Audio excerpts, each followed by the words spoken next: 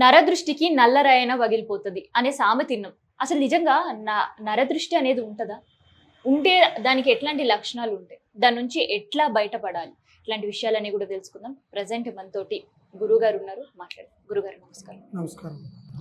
అసలు నరదృష్టి అనేది ఉంటుందా అండి? కంపల్సరిగా నరదిష్టి అనేది ఉందమ్మా. ఈ నరదిష్టి అనేది ఎలా ఉంటుంది అంటే, మనకి ముఖ్యంగా దిష్టి తగిలిన దానికి మనం గుర్తించడం ఎలా అంటే, ఒక కొత్త ఇల్లు కట్టినప్పుడు ఒక గుమ్మడికాయ కొడతాం, ఆ ఇంటికి కొన్ని పూజలు పునస్కారాలు చేస్తాం దృష్టి పోవడానికి. నల్లదారంతో స్ఫటిక కడతాం ఆ ఇంటికి, అది దృష్టి గురించే పెడతాం. రెండోది, పెళ్ళిళ్ళు అయ్యేటప్పుడు వధువరులకి బుగ్గన చుక్క పెడతారు, అది దృష్టి కోసం. పసిపిల్లలకి దిష్టి చుక్కలు పెడతారు, చిన్నపిల్లలకి దిష్టి కోసం. అయితే జనరల్గా జనాలందరికీ దిష్టి అంటే ఈ విధంగా ఉంటుంది కదా అని అనుకుంటారు. దృష్టిలో 2-3 రకాలు ఉంటాయి. అవునా? ఒక దిష్టి వచ్చేసి ఇప్పుడు నీ చెప్పిన విధానం. రెండోది వచ్చేసి ఒక మనిషి మీద, ఒక మనిషి అలంకరించుకున్న అలంకారం పైన, తను సంపాదించే డబ్బు పైన, తను ఒక హోదా పైన, తను గంభీరంగా నడిచి 10 మందిలో ఒక మాట మీద నిలబడే సంకల్పాన్ని బట్టి ఉండే దిష్టి వేరే ఉంటుంది. ఇంకొకటి మూడోది వచ్చేసి వ్యాపారం మీద.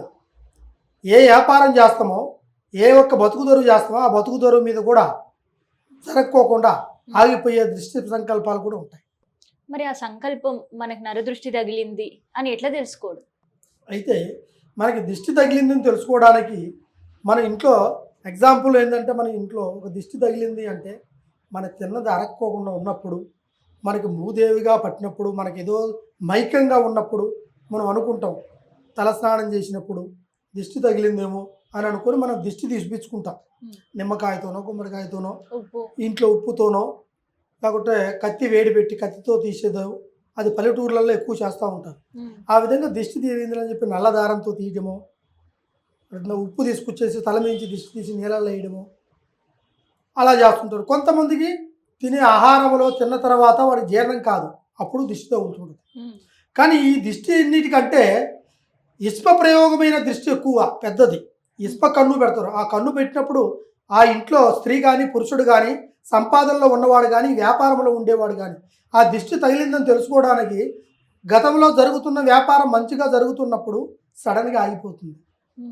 కస్టమర్లు రారు, తెచ్చిన సరుకు అలాగనే ఉండిపోతుంది, వ్యాపారం ముందుకు పోదు. మనకు జరగకపోయినా పక్కనోడికి జరుగుతూనే ఉంటుంది, మనకు జరగదు. మనకు ఆపోజిట్గా ఉన్నోడికి జరుగుతూనే ఉంటుంది, మనకంటే వెనక వచ్చినోడికి జరుగుతూనే ఉంటుంది, మన వ్యాపారం మాత్రం అడుగులు పడుతూనే ఉంటుంది. అంటే ఈ దిష్టి ప్రభావం అనేది ఒక మనిషి విశ్వ ప్రయోగం చేస్తేనే అది ఆ వ్యాపారం మీద, ఆ మనిషి మీద తగులుతుంది. దాన్నే దిష్టి ప్రభావంలో వచ్చిన విషమ ప్రయోగం అంటారు. ఆ విషమ ప్రయోగం ఎలాంటిది అంటే భయంకరమైనది. అది కంటికి కనిపించదు, అది లోపల నష్టాన్ని కలిగిస్తుంటుంది. మనకి వచ్చే కస్టమర్లను రానికుండా చేస్తుంటుంది, మనకు వచ్చే వ్యాపారాన్ని రానికుండా చేస్తుంటుంది. మనం ఏ పని చేసినా కూడా దాంట్లో కలిసి రాదు. ఆ విధంగా కొంతమందికి అలంకరించుకుంటారు, అందంగా తయారు కావడానికి నగలు వేసుకున్న వాళ్ళు ఉన్నవాళ్ళు వేసుకుంటారు, లేని వాళ్ళు మామూలుగా ఉంటారు. అలంకరించుకున్నవాడికి దిష్టి ఉంటుంది, అలంకారం లేని వాడికి ఉంటుంది. వాడు పర్సనాలిటీని బట్టి, అది స్త్రీకైనా పురుషుడికైనా. వాడికి ఎన్నడూ లేనాడు క్రింద కొత్తగా గుర్రం ఎక్కినట్టుగా వాడు రకరకాలైన దుస్తులు వేసుకొని, రంగుల దుస్తులు వేసుకొని ఉన్నప్పుడు 10 మంది కళ్ళు వాడి మీద పడిపోతాయి. ఎప్పుడు పెట్టినోడు బంగారం కానీ నగలు ధరించుకున్నా, అది స్త్రీ అయినా కావచ్చు, వెళ్తుంటే ఎక్కడ లేదో ఏదో ఒంటి నిండా తగిలించుకొని పోతుంది, అమ్మోర్ల మాదిరిగా, లక్ష్మీ దేవత మాదిరిగా అనుకుని రకరకాలుగా మాట్లాడుకునే ఆలోచనలు, దిష్టి ప్రభావాలు కొంతమంది జరుగుతుంది. అవి ఎవరికి తెలియవు, గుర్తించలేరు కూడా.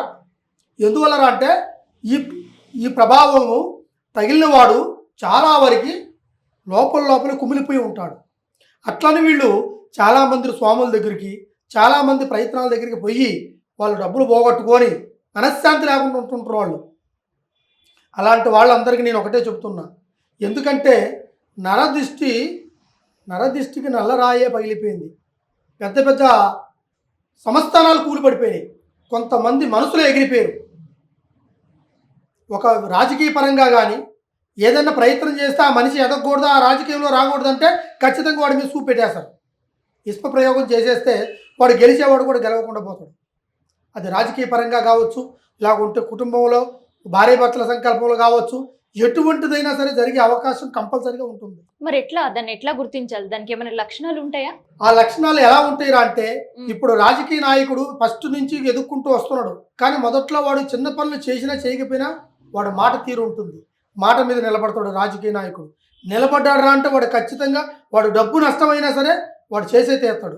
అదేవిధంగా వ్యాపారస్తుడు కూడా ఇది కంపల్సరిగా 10 రూపాయలకి మనకు నష్టం వచ్చినా దీన్ని అమ్మాలి, దీన్ని చేయాలి అనుకునేవాడు కూడా ఖచ్చితంగా చేస్తాడు. అలాంటి వాళ్ళు కొంతమంది జరుగుతున్నప్పుడే టక్కన బ్రేక్ పడుతుంటాయి. బ్రేక్ పడ్డప్పుడు వాడు ఎలా చేస్తాడు దాన్ని గుర్తించడం. అలాగనే ఈ రోజు రాలేదు, 1 రోజు 2 రోజులు 3 రోజులు వారం రోజులు రాలేదంటే దానికి ఏదో జరిగింది, మన వ్యాపారానికి ఏదో జరిగింది. నెల రోజులు జరగలేదంటే ఏదో జరుగుతుంది అని గ్రహించాలి. గ్రహించంగా మూర్ఖత్వంగా ఆలోచిస్తే ఖచ్చితంగా దెబ్బ పడుతుంది. అది కుటుంబంలో కావచ్చు, వ్యాపారంలో కావచ్చు, అధికారంలో కావచ్చు, కొంతమంది ఉద్యోగ వృత్తిలో ఉండే వాళ్ళకి కావచ్చు. ఉద్యోగం వస్తుందని చెప్పి కూడా అనుకున్న వాళ్ళకి కూడా దగ్గరకు వచ్చి దూరం అయిపోతుంటాయి, జాబులు రావు. తర్వాత విదేశీ ప్రయాణాలు పోవాలి, మేము అక్కడికి పోయి చేసుకోవాలి, అక్కడ చదివి అక్కడ పెద్ద జాబు సంపాదించాలి అనుకున్న వాళ్ళకు కూడా ఆ అనుకూలత ఉండదు, మనశ్శాంతి ఉండదు, అన్ని ఎదురు దెబ్బలే తగులుతుంటాయి. దానివల్ల కూడా ఈ నిర్దిష్ట ప్రభావం ఎక్కువగా పడుతుంది. ఇటువంటి సమస్యలు ఎవరికున్నా సరే ఒక్కసారి నన్ను సంప్రదించండి. ఈ కనబడే కాంటాక్ట్ నెంబర్ని కాంటాక్ట్ చేయండి. కంపల్సరీగా సరైన పరిష్కారం నేను చెప్తాను, దాని ప్రకారం మీరు చేసుకోవచ్చు. ఇంట్లో చేసేవి కొన్ని ఉంటాయి, తర్వాత దానికి సంబంధించిన నరప్రయోగ ప్రయత్నాల గురించి కొన్ని చేయాల్సినవి కూడా కొన్ని ఉంటాయి.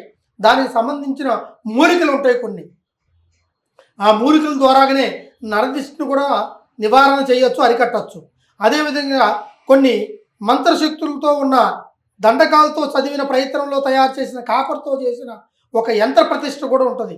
అది ఎక్కడ పడితే అక్కడ అమ్ముతున్నారు కదా అని అనుకుంటారు, అవి కాదు. దానికి ఆయువు పోసి దానికి శక్తిని పంచి నరప్రయోగ ప్రయత్నాన్ని ఎదురు దెబ్బ తగిలి వాళ్ళకి ఎటువంటి నష్టం జరిగిందో ఆ నష్టాన్ని దూరం పోయేటట్టుగా ఆ వ్యాపారంలో కానీ ఆ ఇంట్లో కానీ నెగిటివ్ ఎనర్జీని తీసేసి పాజిటివ్గా వచ్చి మళ్ళీ యథాస్థితికి వచ్చే ఒక సంకల్పమైన యంత్ర ప్రయత్నాలు మా దగ్గర ఉన్నాయి. మీరు ఎక్కడెక్కడో తిరిగి ఆలోచించి ప్రయత్నం చేస్తున్నారు, కానీ అన్ని విధాలుగా ఉన్నవాళ్ళు ఈ పరిష్కారం కావాలనుకున్న వాళ్ళే నాకు ఫోన్ చేయండి, అనవసరంగా చేయొద్దు. చాలామంది అట్లా గత కాలంలో కూడా నాకు చేశారు, కానీ అలా కాదు. మీకు ప్రాబ్లం ఉంది, దాన్ని చేపించుకోవాలి కంపల్సరిగా. కాకపోతే డబ్బును అక్కడ పెట్టి నష్టపోయి ఉంటారు. అలాంటి వాళ్ళకు కూడా చెబుతున్నాను, కానీ భగవంతుడి మీద భారం వేయాలి. 5 ఏళ్ళు ఒకే రకంగా లేవు, అందరూ ఒకే రకంగా ఉంటారు, ఒకే రకంగా చేస్తారు కదా అని అనుకోవద్దు. కంపల్సరిగా నేను చేస్తాను, నేను చేసే ఆ పరిష్కారాన్ని మీకు ఖచ్చితంగా చూపిస్తాను. అటువంటి నరదిష్టిలు, ఎటువంటి ప్రయోగమైన నరదిష్టిని కూడా నేను ఉపశాంతి చేసి ఆ కుటుంబానికి మంచి సంకల్పాన్ని, ఆ వ్యాపారానికి మంచి సంకల్పాన్ని అందిస్తాను. సర్వే జనా సుఖనో భవంతు. అందరూ బాగుండాలి, అందులో మనం ఉండాలి.